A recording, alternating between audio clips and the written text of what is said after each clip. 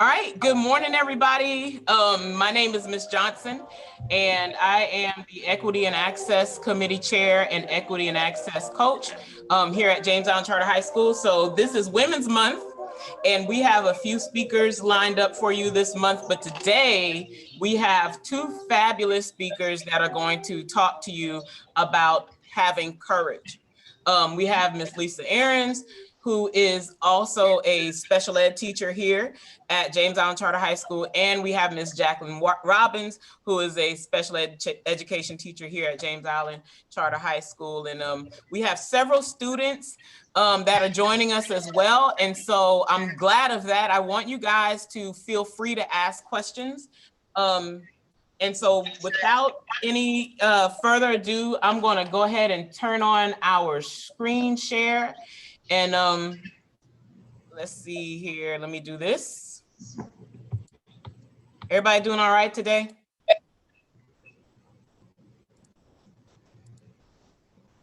They're so quiet. Are y'all doing okay today? They're okay. Yes. All right, so again, this session is Women of Courage. And it is hosted, of course, by the Equity and Access Committee. So I am going to turn it over to Ms. Robbins. Ms. Robbins was raised in Reading, Pennsylvania, and always thought she'd be a Broadway actress or a dancer. But life had different plans, for all of us. She has lived in numerous places and now makes Charleston her home.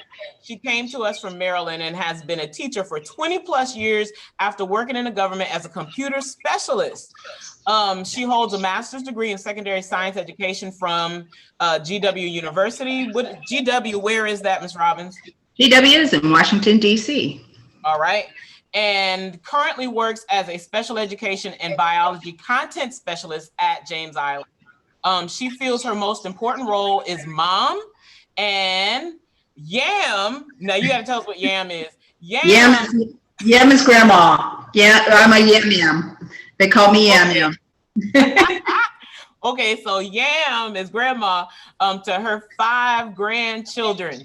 Ms. Robbins is a 2-time cancer survivor, and she is here today to share her journey. And in a little bit, we'll pass it over to Ms. Ahrens, and I'll share with you her backstory as we progress through the presentation. So I'm gonna pass it over to you, Ms. Robbins. You ready?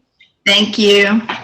I appreciate it. I'm a 2-time cancer survivor. When I was younger, I had a history. My mother died when I was 15, 3 weeks before my 16th birthday. She had been sick since I had been 10. In and out of the hospital. So I learned very early on that your life is going one way and all of a sudden you get like thrown that curveball and you got to be able to punt. And it kind of changed me in a way that I started to notice that like my peers didn't understand me. I didn't quite fit. I started to feel like I didn't fit, especially in middle school. And I think one of the moments that stood out to me is as my mother was losing her breast to breast cancer slowly, I was getting breasts. I was becoming a woman, and it really was difficult. I walked in on her one day, like mourning her body, and in front of the mirror, and she was just sobbing.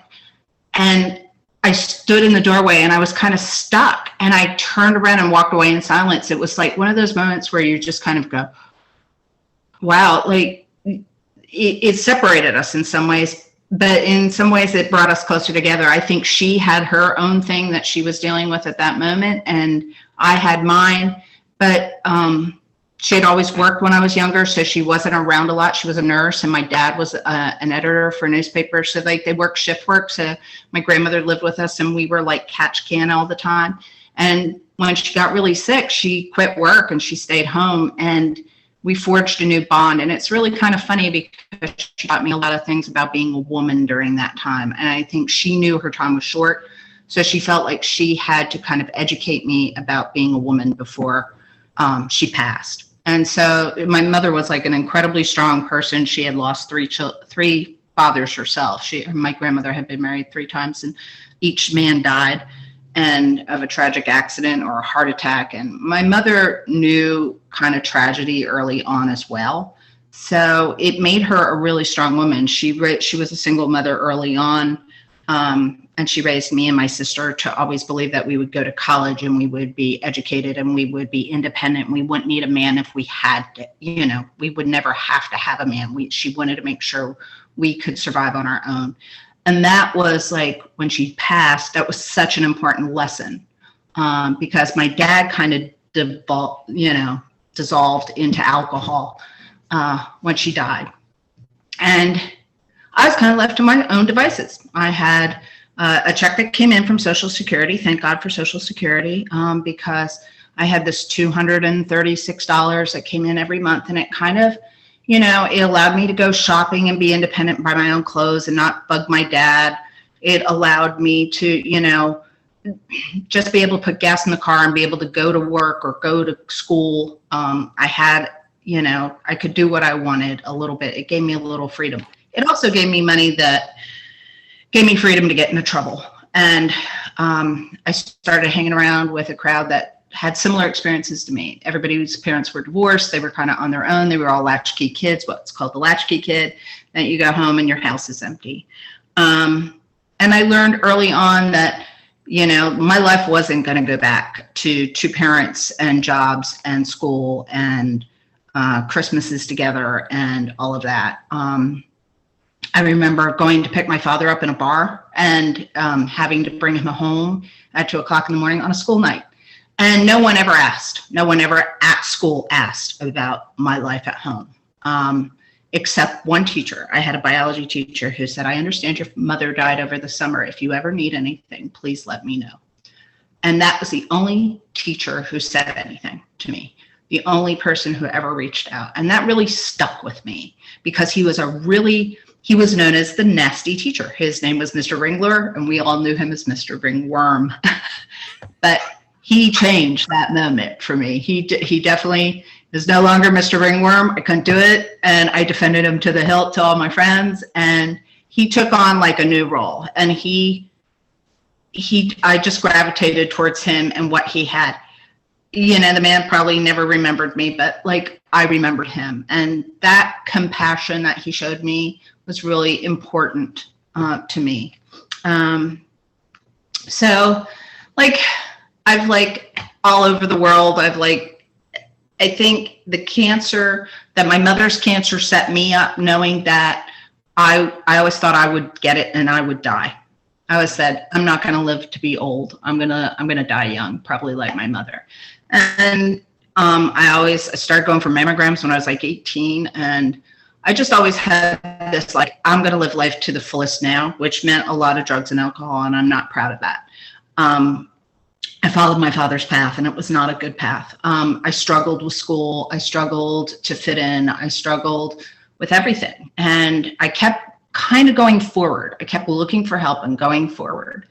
And I went to college in Kent State. I went in, I had to have hip surgery when I was like a senior, and then I had to have all kinds of other surgeries. I had 10 surgeries before I ever had my cancer. I used to be a dancer and a gymnast, and I just thought, I just like was probably a little too excessive if I thought about it. And then when I got diagnosed with cancer, it wasn't a big shock to me. It was kind of like a path I knew I'd always been on. So from like the time I was 16 to the time I was like 26, I was just kind of running from myself. I didn't know where I fit. I didn't know where to go. I knew I was different. I knew I was independent. I knew I was kind of strong, but I was also really weak in a lot of ways.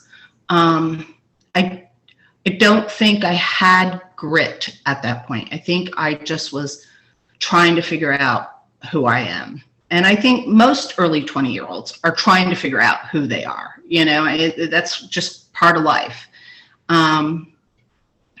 So I finally, kind of settled down. I got married. I had kids. I had a few more surgeries. I always had like benign tumors that would show up, or injuries that would show up. And I was never really like a strong person. I always had like weird blood, like when they did blood work, and they couldn't quite figure me out. I've had 2 doctors call me an enigma, which is a puzzle, because my blood work is so wonky. But when I finally got diagnosed with cancer, I had a very difficult year. I got divorced. My husband left me for another woman because I was quote unquote sick. I didn't feel well. And he kept calling me a hypochondriac. And I said, I'm not. I don't feel well. Something's not right. I was going to a doctor at Johns Hopkins University in Baltimore. And they discovered that I have this disease called hemochromatosis. And that was kind of like my first step into Hopkins and the cancer world and everything else. And hemochromatosis is a disease where your body makes excess red blood cells and cannot like metabolize iron. So your organs kind of rust. Now I don't have that part of the disease, but they have to watch for it.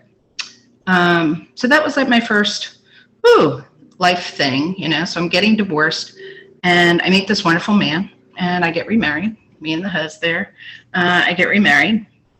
And I'm so happy I forget about having my mammogram. And I go for my appointment and my friend says, who's my nurse? She says, you need to get your mammogram. You haven't had one in 2 years. I said, oh man, it slipped my mind. I'm having so much fun. I have this new man in my life. I love it. Everything's going well. She goes, you need to get your mammogram. And I got my mammogram. And in between, I had not had a job. I had taken some time off from work because I was kind of struggling with the health issues. And so I had just told a friend of mine I would be a teacher at her school. And she was really desperately searching for a teacher. And I said, I'll take the job. Good. And everything was hunky-dory. In the time I had my mammogram, the day I told her I'd take the job and she fired the teacher that she had, I got diagnosed with breast cancer. So I had to call her up and say, I can't take the job. So she was left without a teacher. I felt horrible and mortified all at the same time. And of course, my kids are now 8 and 13, 8 and 14, 9 and 14. And my boys don't have a good relationship with their dad. And all I could think of was, I've got to stay alive for my kids. I've got to stay alive for my kids. I know what that's like to lose a parent. They can't lose their mother. This will crush them. I know what it was like to lose a mother. And that got me through. And I didn't know how hard it would be. I got diagnosed November of 2007, and my surgery wasn't until January of 2008. I went on January 16th. It's funny what days you remember. And had my surgery, and at the time they just cut off my breasts and put in my implants, and I thought, yay, that was good. Easier than I thought. I'm out of here. And I had no idea what was in store for me that year. While I was in the hospital, I developed like a rash all over my body. And they said, oh, you're allergic to the antibiotics. And I said, no, I'm not allergic to any antibiotics. And they said, well, we're going to switch up your antibiotics and send you home. Okay. So they sent me home with this rash a day or two after my surgery in a snowstorm. And I got home and the rash got worse. And my skin, I woke up in like a puddle of water. And my husband was like, oh, what is going on? And I said, I don't know. And I stood up and my husband looked at my back and he said, you are like broken out like water boils, like blisters. Like my skin had blistered and all my skin had popped open and it was raw. So he took me to the hospital and the hospital said, oh, you're allergic to something. They shot me up full of allergy medicine, told me to keep my wounds clean, blah, blah, blah. 2 days later, I'm back at the hospital. They said, you need to go back to Hopkins. Something's wrong. Had a fever 104. I get to Hopkins. I was in the Hopkins ER for 14 hours, laying in a bed in a hallway. They were so packed. In the meantime, kids were coming in who We had a 16-year-old kid go by who had just shot his father, had gotten an argument with his father and shot his father. And, you know, like, I'm hearing all this and I'm thinking, I'm really sick, I might die. But holy cow, like, what's going on there? You know, like, you start to think and tie your life together. Like, trauma builds in people. And when trauma builds, you have to deal with it in your own life, but you also have to become compassionate towards others who are going through trauma. And I think that's one thing we don't do. We don't look past people's surface to get to why they are the way they are. And so people react in anger and people react in fear, all because of trauma. And I did that a lot of my early life. I reacted out of the trauma that I had from my mom's death and my father's alcoholism. I mean, I slept in my car at night, you know. I would drive out to the country when he was drunk and just sleep in my car and go to school in the morning. Like, that was normal. That's normal. So when this kid went by, I was like, take care of the kid, you know, like, I'm going to be fine, but take care of that kid. Like, you start to go, he's got a shot. Like, he's a kid. I'm an adult. Like, we got to take care of each other. Finally, they get me in a room and then they tell me, you have staph. You almost died. You have sepsis. We got to take out your implant. So you're going to have surgery again. And I wept. I just was like, I am on surgery number 15 at this point. And I am like, I'm so done. I'm done. And I had a doctor say, oh, it's no big deal. And I said, to a woman, it is a big deal. It is a big deal. And I said, you know, it's like you getting a brand new pair of cojones. And I said, and then they come back at you and say, I'm going to take one of those cojones out. That's what it's like for a woman. And the nurse looked at me and she said, I'm glad you handed him his, you know, his what fors, because he needed it. He needed it. He was a little too big for his britches and he didn't have any bedside manner. But I got through it. I spent 10 days in the hospital on vancomycin. I think the chief of infectious disease came to visit me, which is like, when you know about doctors, you go, when the chief of infectious disease comes to visit you, you know it's a big deal. It turns out I was allergic to the stuff they scrubbed me down with. That's the antiseptic called Chloroprep, which I never knew. And I found out that there's a class action suit for it. And then, Wow. Yeah. I can't be near the stuff. It makes it's like a chemical burn. It does a chemical burn, but it's used to set up a barrier to keep the bacteria out. And what it did was the exact opposite for me. It just broke down my skin and then let all the bacteria in. 4 months later, I went back to surgery and I had my implant put back in, and yay, me, thank God. And then I moved to Charleston and I took a new job, and that the August before I started at James Island, in fact, my first week teaching at James Island, I got diagnosed with lymphoma. And I was like, how in the world do I do this? Like, how do I go through this again? And then I had to do my research, and I had to like find doctors, and I had to like have my pathology read by everybody, and I had to send it away, because here's a tip from Ms. Robbins: never ever take your first opinion. Always get a second opinion. Always go to a big cancer center. That's my tip. It's worth it. Because people have better knowledge sometimes. Not all doctors are good doctors. I hate to say that. Some are better than others. My son's a doctor, I should know. And so at first I was shaken. I thought I wouldn't make it. And then I was like, the doctor said to me, it's better that you have this non-Hodgkin's lymphoma than your husband has the diabetes. The diabetes will probably kill him sooner than your lymphoma. I'm like, huh? Yeah. I got to do some more work and research, and it's true. You know, I mean, if my lymphoma doesn't transform, I'm good. But if it does, I got to wait for that time. And it puts me at risk for other things. During the pandemic, it puts me at risk for COVID. And I could get really sick and I could die. So it is what it is. You know, and come August of this year, it'll be 5 years since I was diagnosed, and I had my surgery again and radiation again. And what I've learned through all of this is that slowly but surely, cancer teaches you things you never thought you'd learn, which are compassion and gratefulness and patience and strength. And somebody said to me today, just this morning, they said, this girl, I had a student who said she wanted to be just like me. And I said, man, she doesn't know me. I've made mistakes.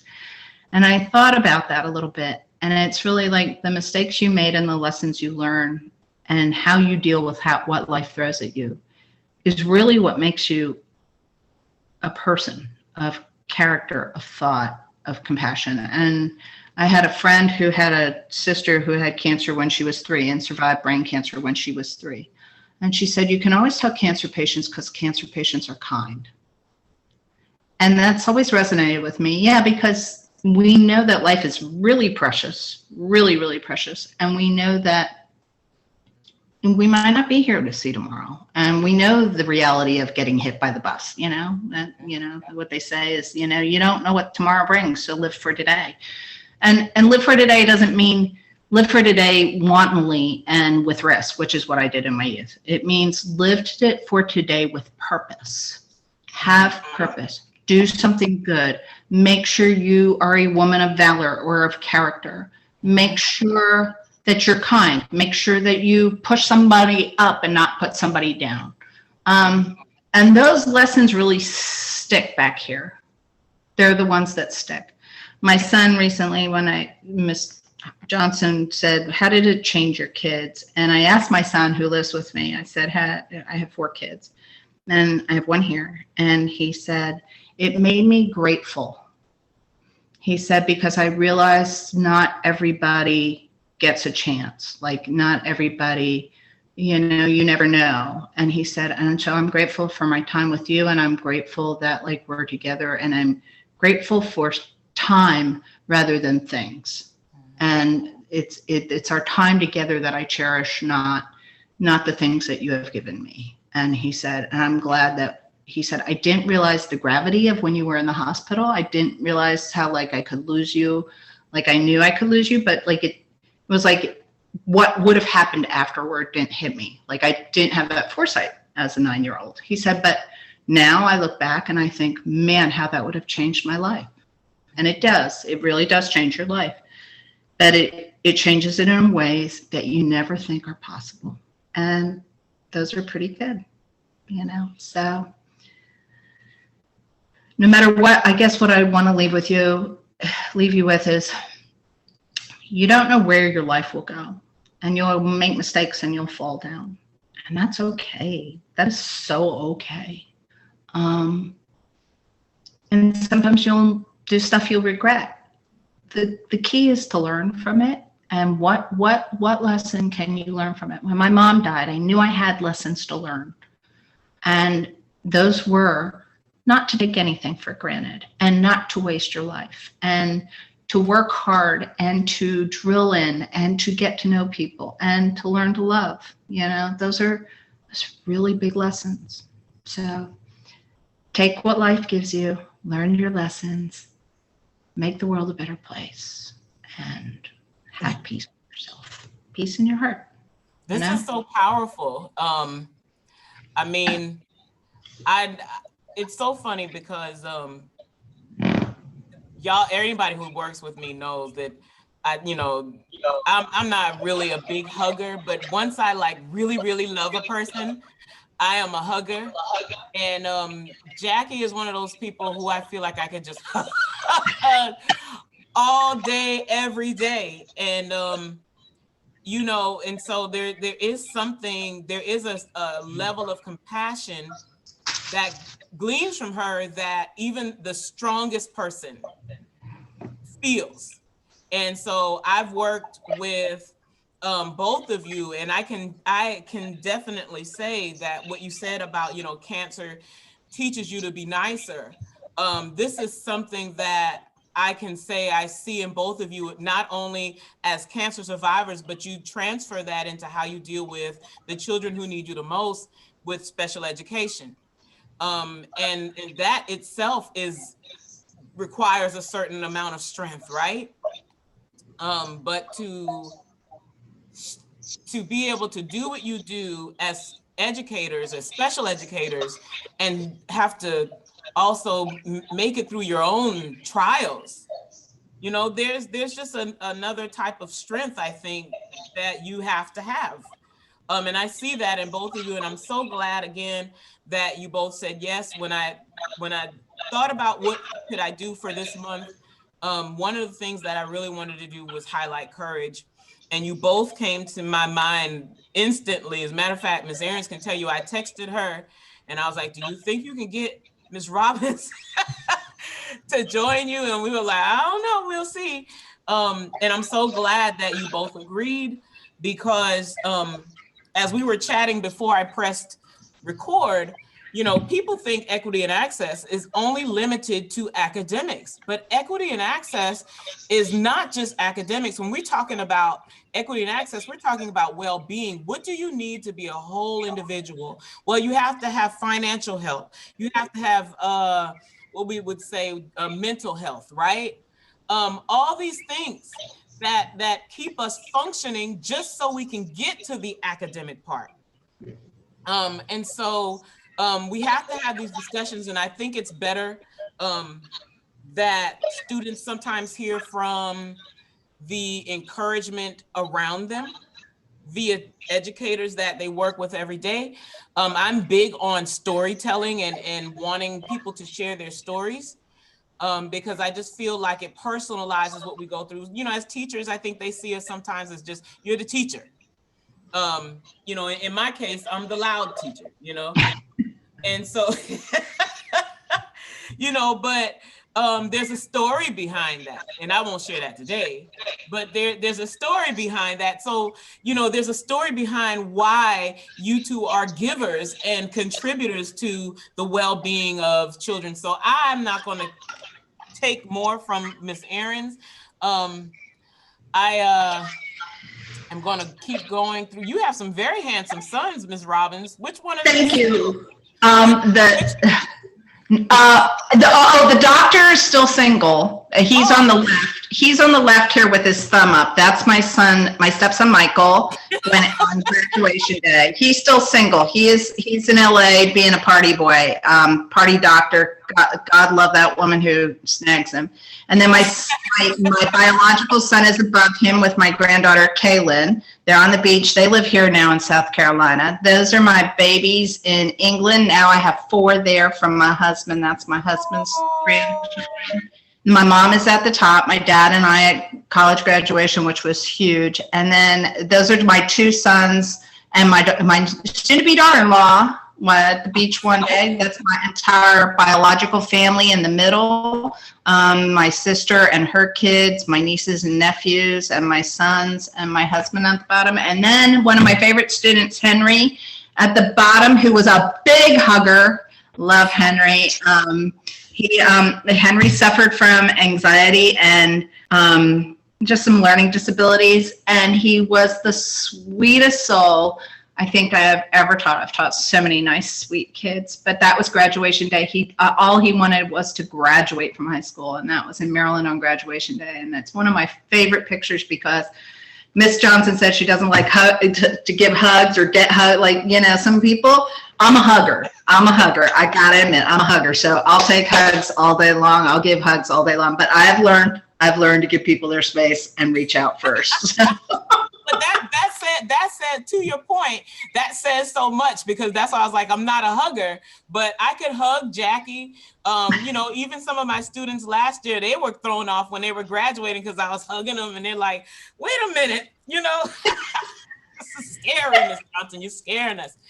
So there are some people who just bring it out of you. All right, so let's keep it moving. We are going to turn it over to Ms. Ahrens.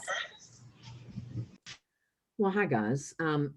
I want to thank Ms. Sessoms and all of our students from our English 1 class for being here today. I really appreciate your support. It means a lot to me.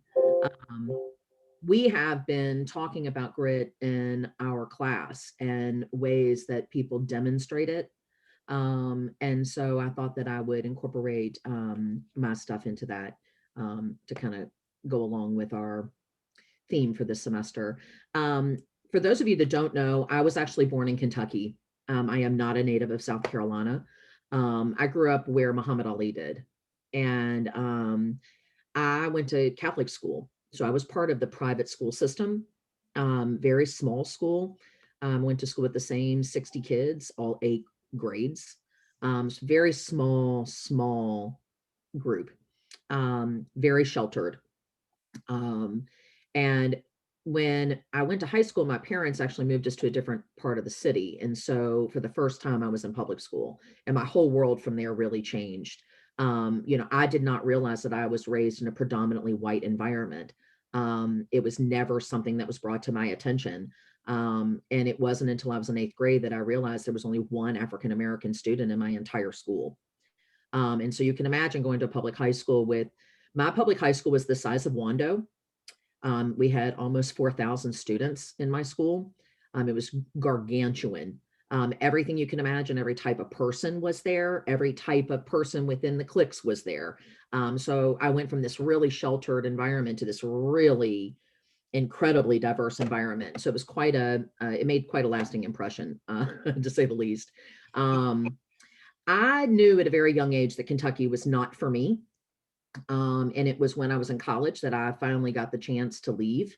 And I came to Charleston to go to the College of Charleston, and I never left. At this point, I've done a couple of degrees. Those of you that are in class with me know I'm at the Citadel doing another degree. And once I finished my first master's in education, I started working at Meminger. And that is what put me on this trajectory that brought me to James Island.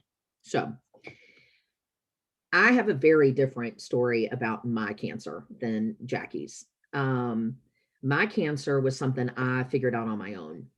But in order to really explain why I handled it the way I did, I have to go back to the boating accident that happened my graduating semester of college.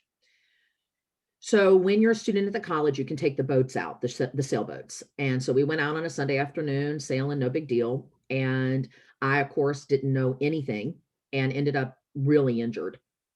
And that accident changed everything about my life. But the biggest thing that it taught me was you pay doctors for their services. You're paying them for their services. And some of them are better than others. And when they do not listen to you and they do not want to help you with your care, you have to find a new one. And so I went through a series of doctors to get the appropriate care for that accident, but it taught me a whole lot about how medicine works, how insurance works, and all of these things that were really very difficult. If you don't understand insurance and all of a sudden you're really sick, it's a lot. It's a lot. And I really dislike the way we handle medical care in our country, and would love to see that transform. It's a lot to be sick and then have to manage all of this paperwork. So when I found the lump, I was working in a school. I was working at Liberty Hill. It was a pretty stressful environment. I was getting dressed for work. It was February 6th. I remember the day. It was a Thursday. And I was getting dressed, and I found the lump getting dressed. So unlike Jackie's experience, I had just turned 40. I had never had a mammogram. Nobody had ever told me that I should have gotten a baseline mammogram at 35. Nobody said anything to me about it. In fact, I went to a female general practitioner, and she never said a thing about me getting a mammogram, which is really crazy when you think about it, right? And so the most interesting part of my breast cancer diagnosis was I found the lump on my own, guys. I called my mom, who's worked in medicine most of my life, and she said, "You've got to get to the doctor." I said, "Okay." So I go to an internist.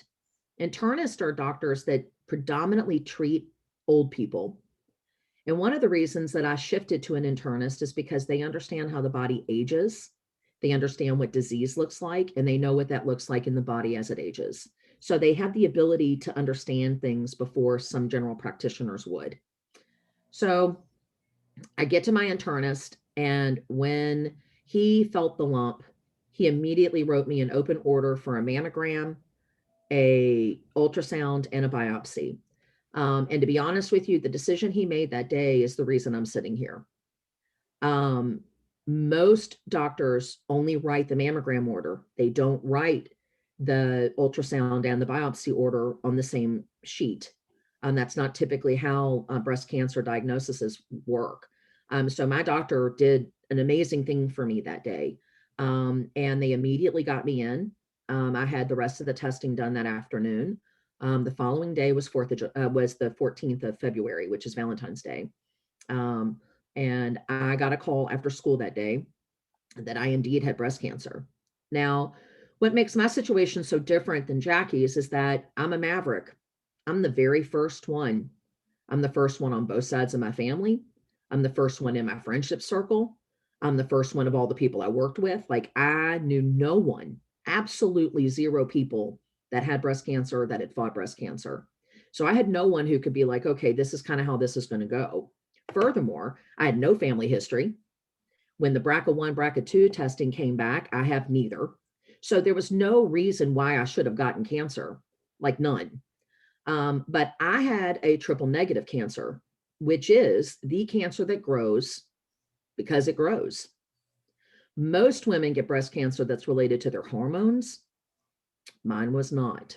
Now, the best part about having a triple negative cancer is that it is the most researched and the treatments are the most effective.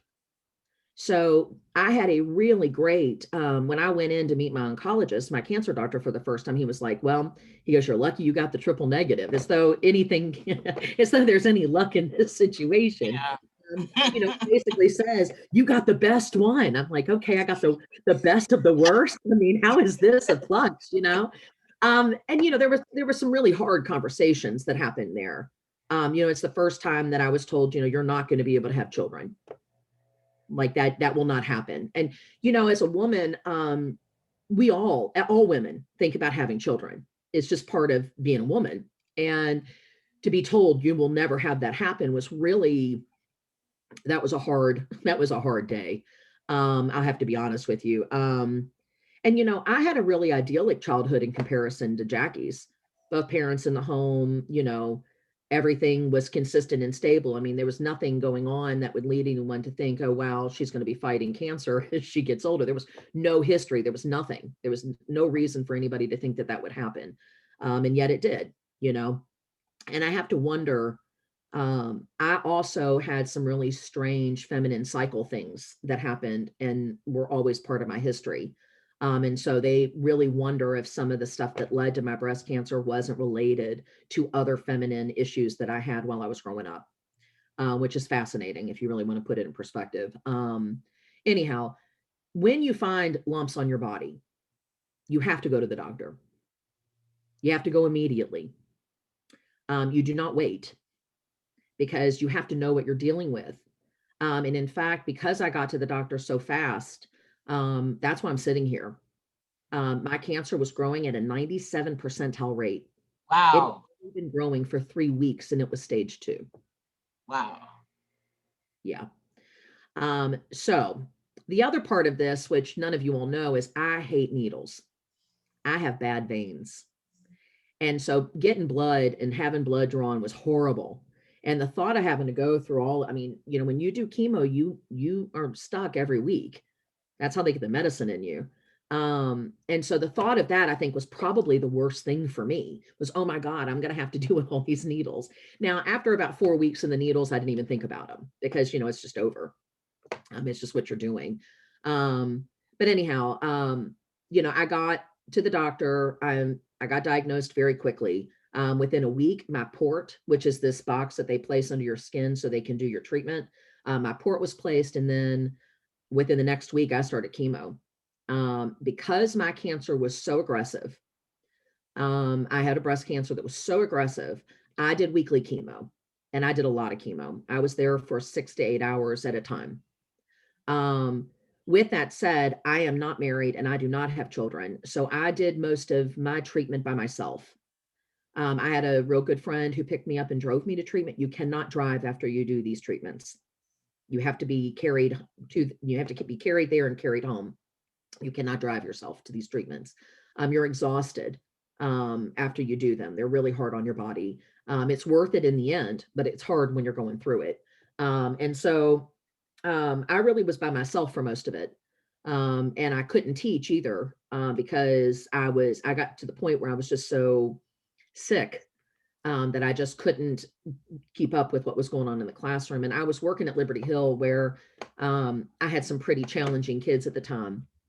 Now, mind you, my kids and I were doing great. And all of them had been very successful up to the point that I got diagnosed, but it was just a lot. And, you know, I will say it immediately taught me who I could count on.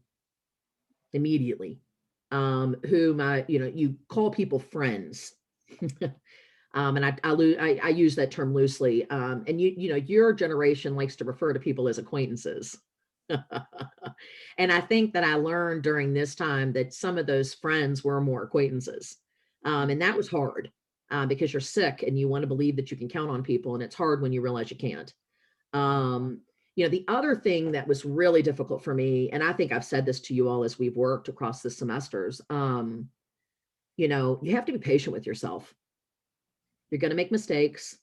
Learning is about making mistakes and then fixing it. That's it. And, I just feel like as I was going through the chemo, I came to this place of like, okay, I'm gonna make it through this. This is okay. This is okay. Like this isn't the worst. This is not fun. This is not fun. I wouldn't recommend it. This is not the way to spend a weekend. But this isn't the worst thing that could happen to me. It like all of a sudden it kind of came over me. Like, okay, I got this. And then I just kept going through the chemo. And then when chemo was over, I started feeling better. So I was like, okay, I got this. And then I had to have surgery. And I had a very complicated surgery. And my surgery required me, it took me almost 14 weeks to recover from that surgery. And that's when I got pulled out of school for good. And I think actually just being by myself all the time was the hardest part. I think to go from interacting with all of you all and having these great days and laughing and joking and learning to just being home alone, and what's weird is I went through all of that treatment, never wore a mask. And then here we are. When I go in to visit my oncologist, I have to wear a mask into that office now. I mean, it's just so weird that, I went through all of this cancer treatment, never wore a mask to the grocery, nothing, never even worried about it. And yet I probably should have been. When you think of what you're exposed to, COVID has really made me aware of some stuff. I just never would have thought about it before. But I will say that, this definitely put me at greater risk for COVID. When you fight cancer, your body just has less resilience to other things. And so you have to be really careful what you expose yourself to. But the number one thing that I would say to you is don't wait. If you know someone or if you yourself find something that is irregular on your body, you're the only one that's ever going to know your body. You're the only one. So if your body, like Jackie said, something didn't feel right, I didn't feel right. If something's off, you have to go get the help for it. I'm not a doctor, so I go to doctors when I need the help because that's what they know. Just like when people need to learn math, I'm the person they contact because that's what I know.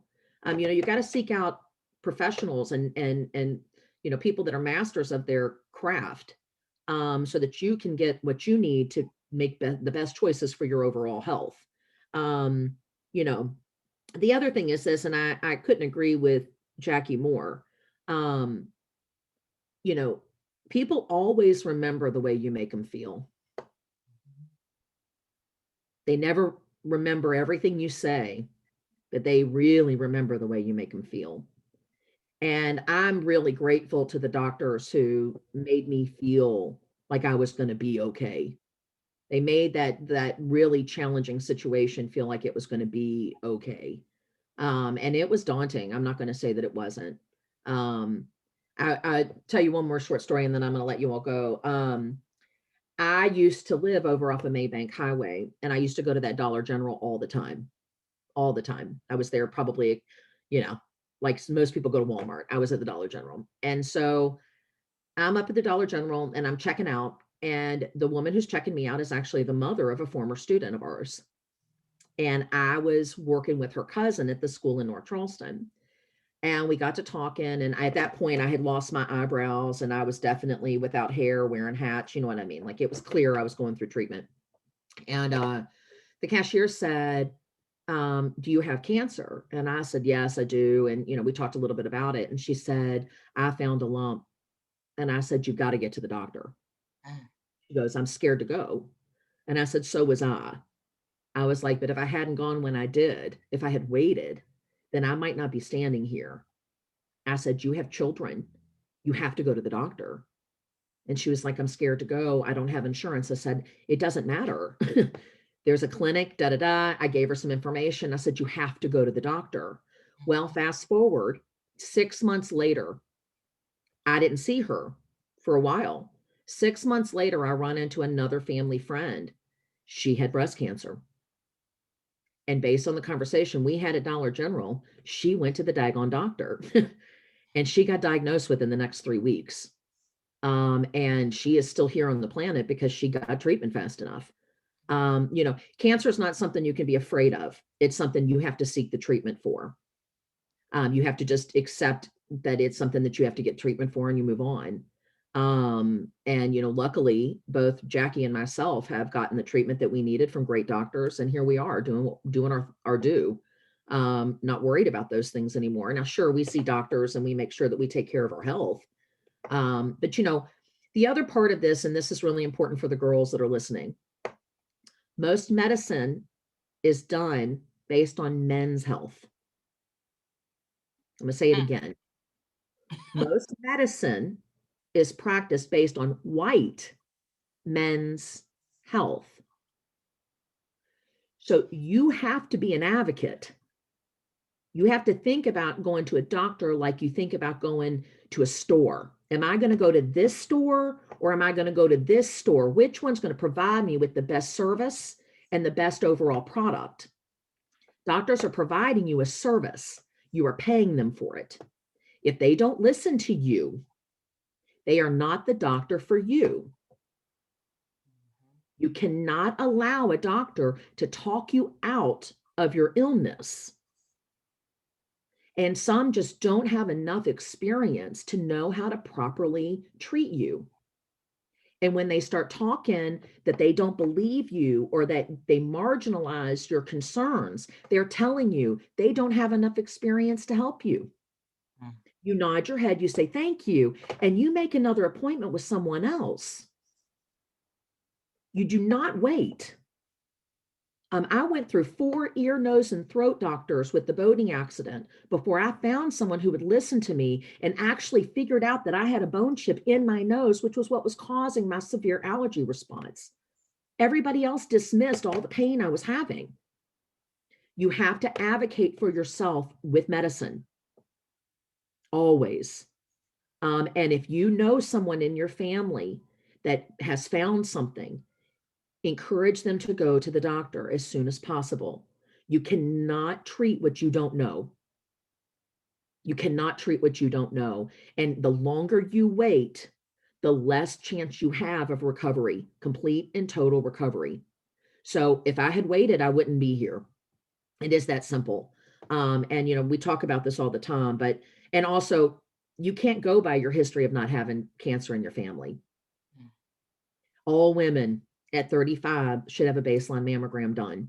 And I should have had a doctor that made that very clear to me, especially a female. So you've got to control your own health. And just like Ms. Johnson said, you've got to be clear with your body and your mind. It's about managing both of these things. If a doctor doesn't have the right mentality to understand how to best offer you care, then you're not going to get great care. And just going to a doctor because of their gender does not mean you're going to get great care.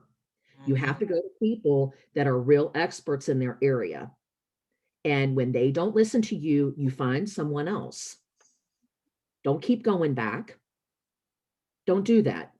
My mom went to the same dentist for 3 years that was not taking care of these back teeth of hers, and she lost all 4 of those teeth. Don't do it. If you're not getting good care, you've got to go see someone that's going to give you good care. And with that said, I'm just really grateful to have walked away from the situation. I am often called, I'm sure this happens to Jackie. I am the first person that people call when they get a cancer diagnosis. And I have a thing that I say to people when they call me, because it's a really scary thing to hear. And you need to know that things are going to be okay. And so that's always the first thing I do, is let everybody know you're going to be okay, because that's important. But that's it. That's my story. Wow. And I just want to share in the comments, Ms. Sessom said that she was thankful for what you guys are sharing today. On the behalf of the students, she said that she's excited that they were able to be here and hear you guys share your story. And also, Ms. Robbins put in the chat that treatment is much better, but you do have to be your own researcher and advocate, to Ms. Ahrens' point, what she mentioned. And even, we know we could talk about that a whole other time, but even with African Americans, the belief that, we have a high, tolerance for certain things as well, leads a lot of doctors to sometimes dismiss African Americans, and African Americans to not seek treatment as well, for things such as cancer and also mental health. So I am just thankful for you guys joining us today. I wish we had more time, because I would love to ask more questions. Is there anything you want to share real quick before we got about a minute left? Either one of you want to say anything else before we depart? One of the things that took me a long time, I'm 47. One of the things that took me a long time to realize was that real strength is knowing your weaknesses. And it's seeking out people who can help fill those gaps. There are some things I do really well, but I don't do everything well. That's an impossibility. And so in the spaces that I cannot do well, I seek out the people that I see doing those things really well. And I ask them for help. And I've learned, as a kid, I think I grew up thinking that strength was me doing it all, me being all of it, me all consuming. I got this, the Nike, just do it, And what I've come to realize is that we're a community. And I think COVID has really shown us how incredibly important it is for us to be connected to each other and to have meaningful connections where we're sharing and exchanging and learning from each other. I really feel like, I learned who my real community was during all of that. And I've continued to build from that. Be okay with being fragile, be okay with being weak, but recognize who it is that can help you with those things. It's really important. Don't think that, doesn't mean strong. Some of you all that are in this group are the silent ones, but you're very strong. Being loud does not mean strong. It sure doesn't. Sometimes the strongest people are the ones who don't say anything when they see how trifling things are, and they just hold back and they don't go in on people. That's strength. Look, if you have women in your life that have been through this, show them the support that you have for them. And then when you will meet more women, this is not going to go away. So just support women. And understand the technology, every day that technology gets better, the scans get better, the medicines get better. It's amazing. Miss Ahrens, just an FYI, my son just went and got tested for the breast cancer gene. So breast cancer is just not a woman's disease. Women who carry the breast cancer gene can pass it on to their sons and pass it on to their grandchildren. So it is important when you get a diagnosis to dig further. And for those of you who are in school right now, become better biology and science students. Take AMP, because we need doctors. We need doctors of color. We need women doctors. We need women who are like invested in this future for all of us. And we need just better doctors in general and for your own health. The more you know about your body, the better you'll be able to take care of it. Yeah, I agree with that completely. And please understand, insurance companies do not acknowledge when men have breast cancer, and they will not pay for the treatment. So there, just as there can be inequities in how services are provided by doctors, insurance has a lot of inequity. So just understand, it is not all created equal, and it's hard to understand and navigate. So you need to make sure that you get support when you are in that situation. Thank you, guys. I feel like this conversation needs to be extended, and maybe we can do this again when we start focusing on breast cancer awareness. If you guys don't mind sharing again, even though this will be shared to James Island Charter High School's YouTube channel, I just think that, there are some other people who may have some questions. And they can always email me, but it would be good to have you guys back so that they can ask you those questions personally. So maybe in the fall we could try and do this again. That would be awesome. It would be great to do an open forum, maybe in the auditorium. Yeah. Thank you, guys. Thank you. Again, if you need to get access to this should be uploaded in a few days to James Island Charter High School's YouTube session. So thank you for joining us. These students, if you have any questions later, feel free to reach out to Ms. Ahrens, myself, or Ms. Robbins if you have any questions about anything that you heard today in reference to courage or cancer awareness, or even if it's something you just want to share out. Maybe you had an experience with a family member who also is battling this, and you might need some questions answered. Feel free to reach out to either of us at any point in time. Thank you. Thank you. Have a great day, everybody. Thank you. Have a great day.